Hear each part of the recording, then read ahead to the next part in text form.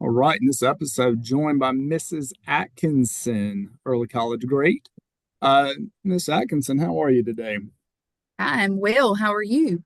Doing well for Monday. All right, so when did you work at early college? So I started in year 3 of the program. So I think I came on board in the summer of 2008, and I was at early college until the end of the 2012-13 school year. So I was there for 5 years. Okay. And in those years, you had a lot of major life changes, right? Yes, A child, absolutely. maybe two, uh, Yes. and they are just about all grown up and adults by now, right? So Stella, she was born while I worked at early college. She was born in December of 2010, and she's in the 8th grade this year. And then EJ, I knew I was expecting EJ when I left early college, and he was born that November of 2013. So he's in 5th grade. He'll start middle school next year. Scary stuff. My son's about to enter middle school too. Yes, it's a big change. It goes Big, so big fast. change. It does. It does. I feel like once kindergarten is over, it's a whirlwind. It Whirlwind. really is, for sure. All right. So during your time at early college, you taught English, right? I did. Well, I taught a And little bit of everything. a little bit of everything. That's right. Prior to me getting there in 2010, it seemed like a lot of people were teaching a little bit of everything. Uh, Mhm. and so, were you teaching any of the dual credit stuff, or was it high school only?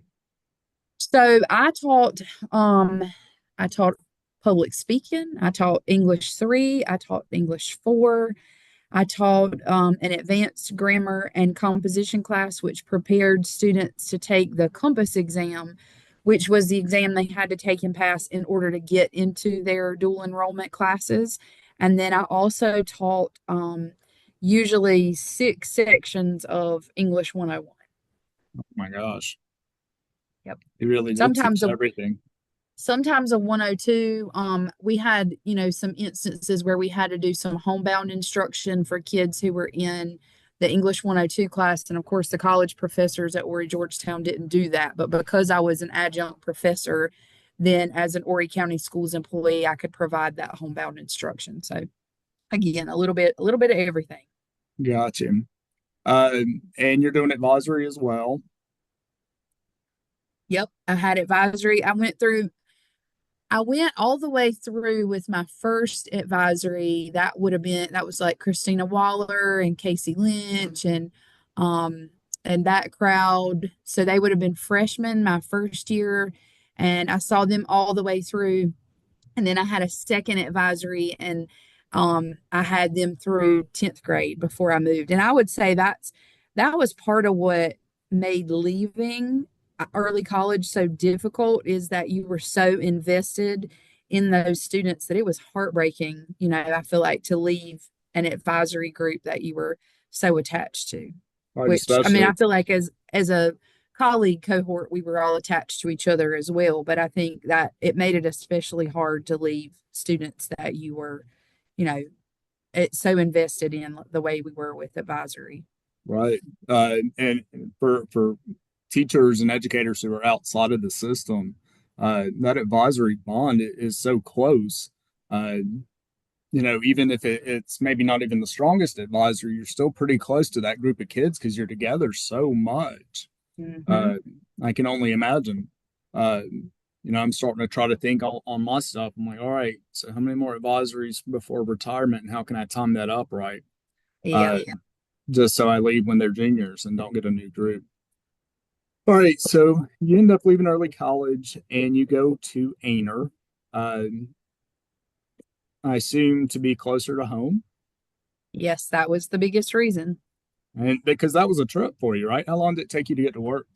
So even though, and that's what, even Saturday working, like I did the Teaching Fellows Junior Conference at AAST Saturday morning.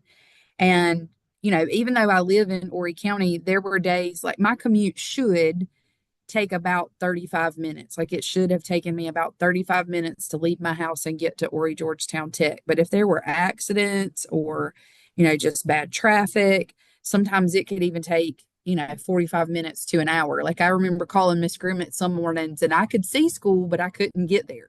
Right. Um, and so that was sometimes very, very difficult. And then in the afternoons, like I had Stella in daycare so she could be close to the grandmas in case, she got sick or whatever. But my afternoon commute could sometimes be an hour and a half. And so that was the commute was essentially the biggest reason for my move from early college to Aner.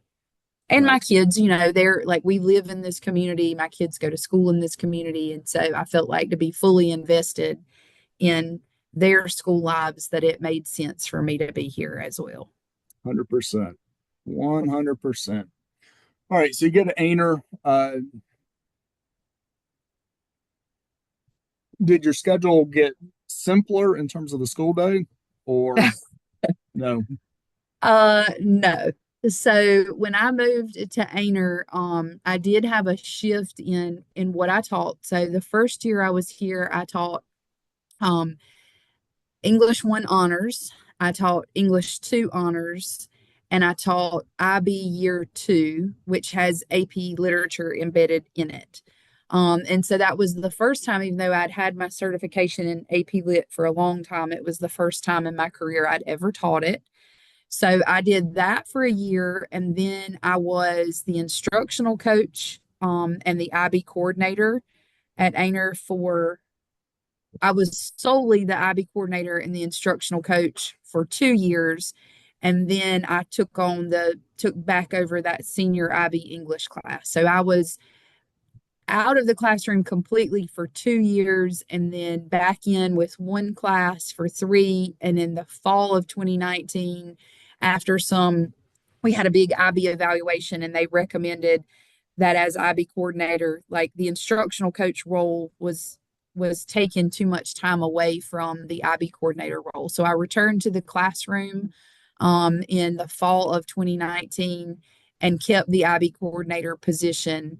And so in the fall, I teach 3 classes, and in the spring, I teach 2 and have extra time for that IB coordination piece. But it's difficult because the coordinator's role is meant to always be half of your day. Um, so I guess at early college, I was also the ACT, SAT coach. So I guess when I moved here, I expanded some of those leadership responsibilities. Gotcha. But no, I wouldn't say that my schedule lessened at all. Never seems to, does it? No. And currently I teach like the junior and senior IB classes and I teach teacher cadet. Of course. Why not? It's one of the joys of small schools. Yes. Why not? Lots of hats. All right. So you're obviously a fantastic English teacher with all those preps and everything. That's truly remarkable. Uh, I think you were recognized for something too, weren't you? Yes, in November of 21, I was named the Aner High School Teacher of the Year and that spring Horry County Teacher of the Year. And then this is my first year back in the classroom after my year of service as the South Carolina Teacher of the Year. So I spent a year traveling all over the state and working with teachers and prospective teachers and teacher cadets and educational leaders from all facets of our world and even policymakers. And so it was an awesome year, great experience to get to know lots of people, but also to learn a lot more about how what we do is impacted by people outside of our profession. Very well deserved honor. Uh, and to be recognized so publicly in so many ways is just truly awesome, which is what you are. So Well, well thank deserved you. there. Thank you. I appreciate that. You're pretty awesome yourself. Thank you. Whenever I assign papers, I think about the English people, and you should all Oh, win yeah. teacher. You should all win teacher of the year every year, and the math people, and the special ed people, and well, maybe everybody. But Yeah, I think all of us have, time consuming portions of our job. And I think